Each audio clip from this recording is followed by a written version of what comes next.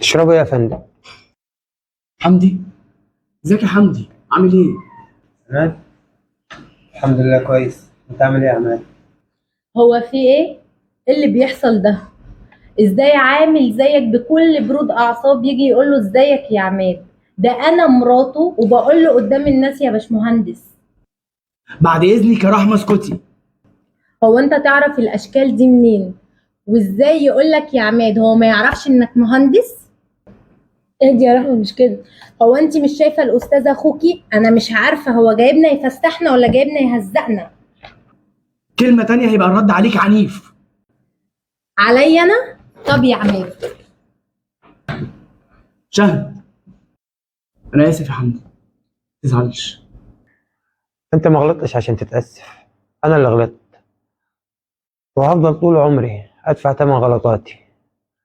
معلش، هبعت لك زميلي ياخد طلباتكم عشان حاسس اني تعبان شويه. حمدي يا حمدي، عجبك اللي عملته ده؟ معلش بقى يا بيه، ما انت برضه زعلت لها وحرجتها قدام عامل الكافيه. انا اصلا مستغرب من اللي حصل، ما اعرفش انتوا تعرفوا منين. ده اللي بسببه بقيت باشمهندس. ده اللي 4 سنين جامعه كان بيدفع لي المصاريف. مش كده وبس، ده كان بيشتري هدوم والبسها في بعض الاحيان.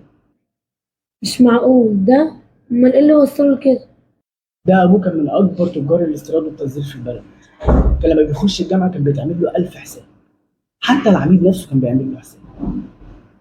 فجاه ابوه مات بازمه قلبيه، ورث فلوس بالملايين.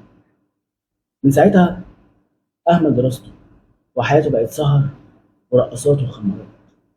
يا خمار افتح باب الخمار، يا خمار سيد الخمرة مرارة. يا خمار افتح باب الخمار، يا خمار سيد الخمرة مرارة. يا خمار طول الليل السهرة، يا خمار سيد الخمرة مرارة. يا خمار افتح باب الخمار، يا خمار سيد الخمرة مرارة. يا خمار غدرت بيا الغدارة. سنه ورا سنه وضيع كل فلوسه، وباع كل الاملاك اللي ابوه سايبها له. دورت عليه كتير عشان خاطر اساعده، ويوم ما لقيته مراتي اديته ضربه يمكن تكون من اقوى الضربات اللي هيواجهها في حياته. وتصرخ مهما تصرخ ولا حد هيسمعك، وتصرخ مهما تصرخ ولا حد هيسمعك. مفيش مركب هتقدر بالعمر ترجعك،